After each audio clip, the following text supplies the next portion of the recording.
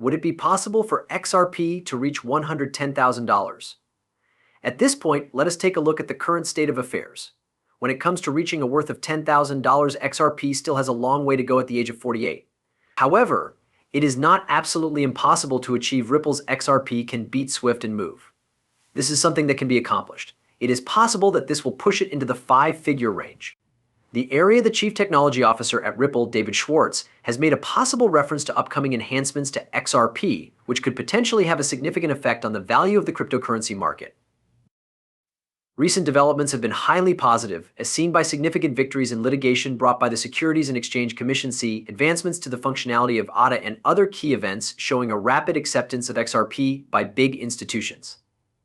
Based on the availability of historical data, it appears that the price of XRP is greatly influenced by either an increase in institutional backing or the integration of XRP by big institutions. Taking xrp as an example, the game was released in the beginning of 2018. The value of XRP has climbed by more than 1,800%, although it has not yet returned to the level it was at before. Despite the fact that it was supposed to be rapidly replaced, peak xrp continues to be a significant contributor to the development of XRP. Furthermore, in July of 2023, a crucial ruling was issued declaring that XRP is not a security. This decision provided the community with a great deal of encouragement and prompted even another rise.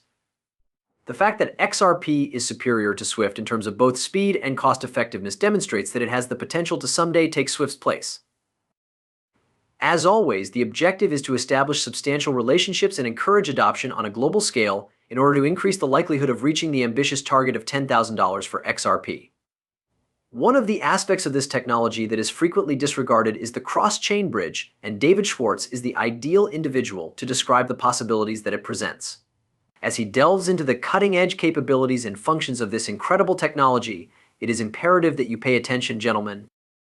There is support for cross-chain bridges in the XLS38D amendment, which makes interoperability easier to achieve. As a result of the inclusion of an equivalent quantity of tokens issued on a different blockchain, the XRP ledger is extending the use cases that it can accommodate. By utilizing the XLS38D standard that is being proposed amongst several networks, it is possible to lock tokens from one blockchain into an account on the XRP ledger platform. Assumption of responsibility for the facilitation of several bridges per door accounts for libraries, explorers, and witness servers. Additionally, in order to improve the overall user experience, the XRP Ledger team made several design adjustments to the XLS38D. It is my belief that sidechains and these cross-chain bridges are of great importance, and I would want to take this opportunity to discuss their relevance.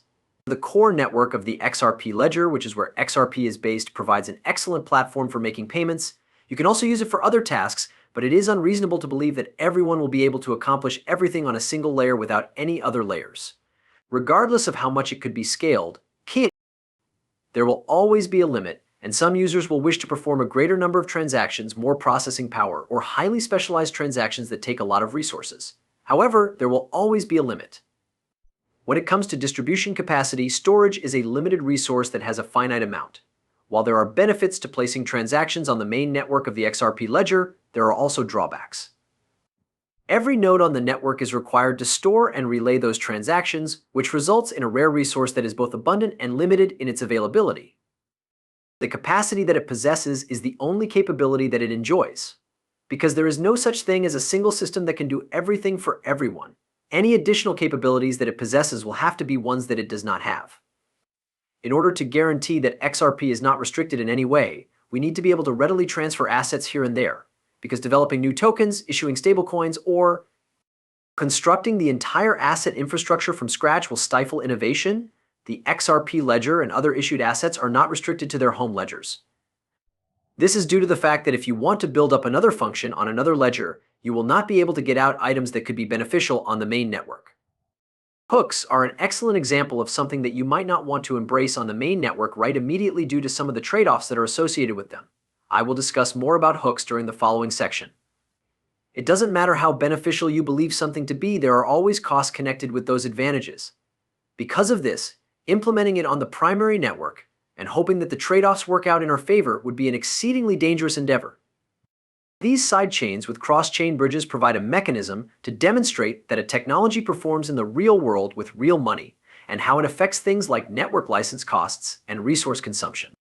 This comes about as a result of the fact that it takes a very high level of trust to risk harming the main network. In this way, you will be able to make a much more compelling argument for incorporating the technology into the primary network, which will make it possible for some of the other topics that I will discuss to be discussed in a much more comprehensive manner. Advancement David Schwartz presented some very compelling reasons. When it comes to the significance of testing these functionalities on a sidechain, we cannot emphasize these points enough.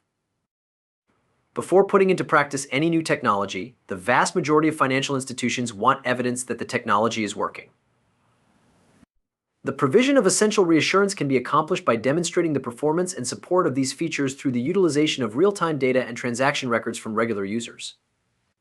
In addition, the extremely cheap transaction costs, which are frequently as low as a few cents per transaction, further contribute to the allure of the technology. Additionally, David Schwartz will provide additional information which will include particular examples of these sidechains in order to further strengthen our comprehension of the usefulness of these chains. One different kind of sidechain is known as the EVM sidechain.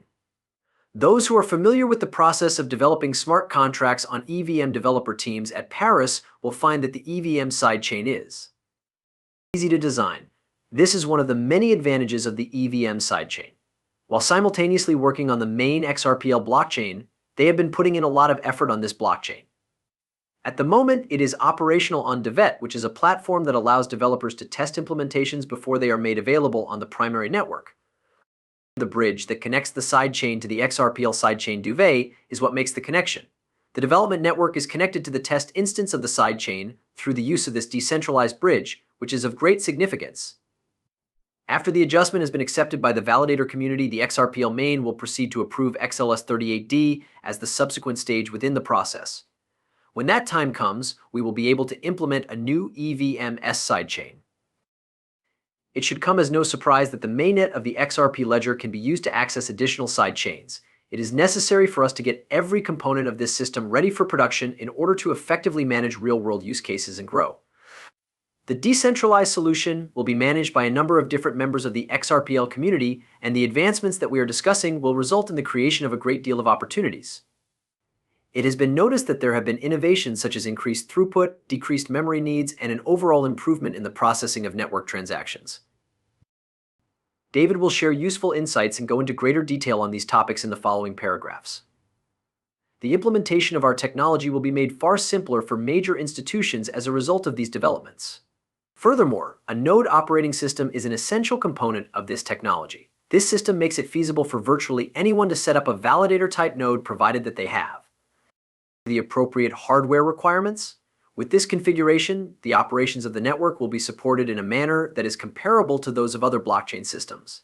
Additionally, we want to be able to introduce new features. Given that we have reached the maximum amount of memory that could be used both storage and input-output systems, to put it another way, it would be impossible to add hooks to the mainnet. This is due to the fact that the inclusion of features, including the NFT feature and the AM, both of which demand resources, would necessitate the addition of extra resources. State stability and robustness, on the other hand, are also quite important. These characteristics have to do with preventing the accumulation of problems through use. It is possible that we will not be able to add functionality if our technology reaches its maximum capacity. Sometimes we need to permit the number of bugs to increase because new code will periodically present problems and old code will cease to function properly. Consequently, we were able to resolve certain difficulties with the estimation of no size. We revised the application programming interface API to make it a little bit more difficult to shoot oneself in the foot